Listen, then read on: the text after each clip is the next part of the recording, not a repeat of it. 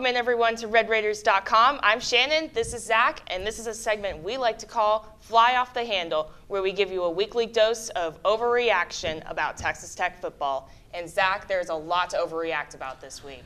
Yeah, you know, we stayed up till 5 a.m. Lubbock time covering a college football game that honestly wasn't real exciting to watch, was it? They had to get a late game-winning drive, which was exciting, but it was UTEP. You hope they wouldn't be doing a late game-winning drive to defeat UTEP. So yeah, I think I've got a few things and tidbits here that I can rage about for the old fans today. Let's start off with the offense. Zach, what did you think about the Tech offense? You know, we've been doing a little bit of a pinata dance on top of the Texas Tech defense of late, and we're going to switch gears here.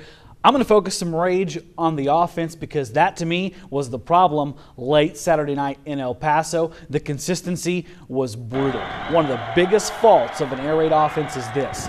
If you go 3 and out and keep putting your defense back on the field, bad things are going to happen. Now, when that offense clicks and looks like a machine, everyone thinks it's the greatest thing in the world. But when Tech's defense is finding its feet right now and trying to improve, you can't keep chucking them back out on the field. They don't have the talent depth to keep doing that. 0 for 5 start on 3rd down, Shannon. Cannot do that. The defense did good. They put them in a position to put that game away. Tech kept making mistakes. Fumbles, bad passes, mental mistakes. They cannot do that. They got away with it against Central Arkansas, and they got away with it against UTEP. There is not a team left on their schedule, with the exception of maybe Kansas, that they're going to get away with that. They're going to be on the losing end every time if that keeps happening. Now, Zach, is there a positive note to this? Yes, there actually is a positive note, because I'm going to be honest with you, a few of us on the sideline, when Aaron Jones from UTEP scored that touchdown to put the Miners ahead, we all looked at each other and went, this is done. But guess what? Arguably one of the best offensive drives of the season. They go 75 yards in just a little over 2 minutes, and Justin Stockton with some huge runs during that. They look like a machine. Beautiful pass to Bradley Marquez to win that game. That's the Texas Tech offense I think that everyone expects. And hopefully they build off of that momentum and you keep seeing that week in and week out, because that was awful pretty. All right, Zach, and what about Davis Webb? Oh, Davis Webb. You know, we all watched that Holiday Bowl last year and thought, my God, this kid has got a huge future at Texas Tech and maybe even beyond. But right now, my concern with Davis Webb is that he's worrying too much. And I'm not just taking a guess here about this. Let's listen to some comments yesterday from the old press conference.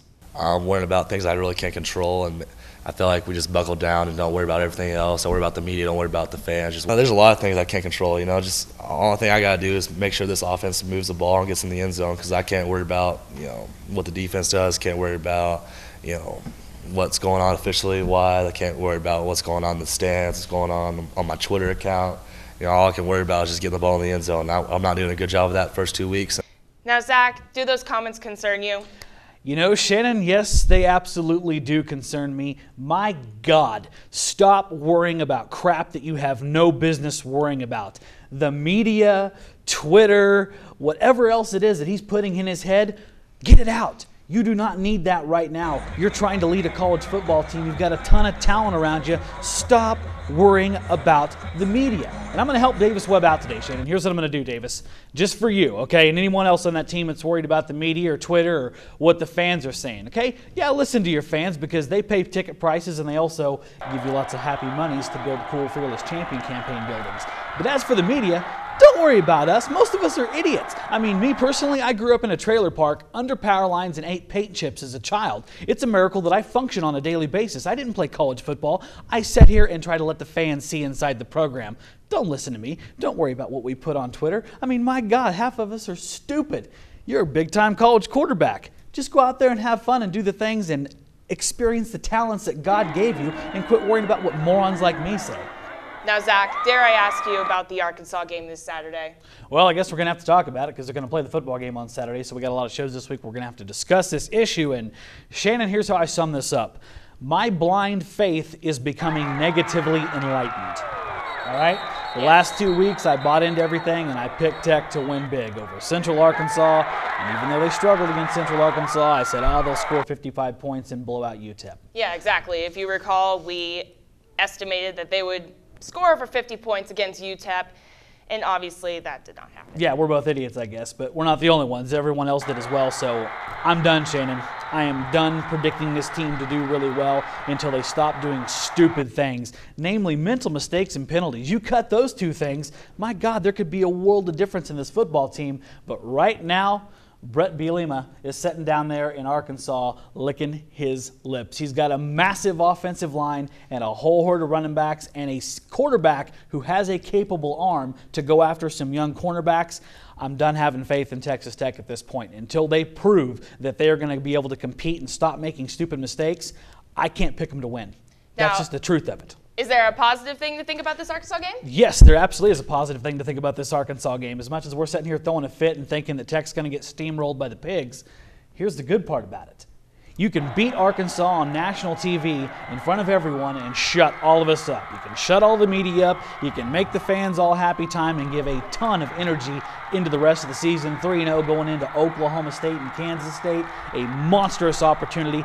Everyone's been challenging them. They told us yesterday, the staff, the players, all of them, they're sick of hearing it. They're sick of hearing the criticisms. They're sick of having the fans be negative. Well, guess what? You can shut us up in one fell swoop. Go beat Arkansas. This is what you dream of when you play college football. Man versus man. How many times did we hear that yesterday? You're going to go up against a huge physical Arkansas defensive and offensive line, hit them in the mouth, shut them up, beat Arkansas, and make all of us happy. Now, Zach, besides us just being stupid, what are some final points? Final point this week, my final point of rage is this one. Sidelines. Texas Tech has got to hook it up from a communication standpoint on the sideline. We saw something so disheartening on Saturday night from El Paso. I couldn't believe it. There were some issues during the Central Arkansas game. We know that, right? They had to burn a couple defensive timeouts because personnel wasn't out there, and that's going to happen when you have that much youth. But Texas Tech's defense gets a monstrous stop on UTEP. The offense is going to get the ball back and has a chance to go up by multiple scores and probably put that game away. They stop them on third down, and here's what happens. On the fourth down, before they can even punt the ball, 2 jersey numbers the same on the field. Ridiculous. That cannot happen. And then you put them in a position to possibly go for it on fourth down. They don't even play the down because someone is on the field too close and gets flagged for being in that box. And I don't care if, that's hardly ever enforced. It is a point of emphasis for those officials this year. You saw Steve Sarkisian get out his Whamburger and French fries and call his AD to come down from the press box and throw a fit at USC. At least Cliff didn't do that. But I'm telling you what, you only have yourself to blame for that. Don't screw over your football team by doing stupid stuff like that. And they're trying. We saw yesterday, jersey numbers are changed for Texas Tech. So when you get your program this Saturday, look at it because a lot of them have different numbers to prevent this problem, but don't do things like that. You talk about mental penalties and errors by players. Those are mental errors by coaches that cannot happen if you want this team to be successful. Hopefully they clean that up Saturday against Arkansas. Now, Zach, thank you for your weekly dose of rage. That's what I'm here for, Shannon. And you can check out all our products on RedRaiders.com and LubbockOnline.com. But for now, we bid you farewell. This is Zach, I'm Shannon, and you are on RedRaiders.com.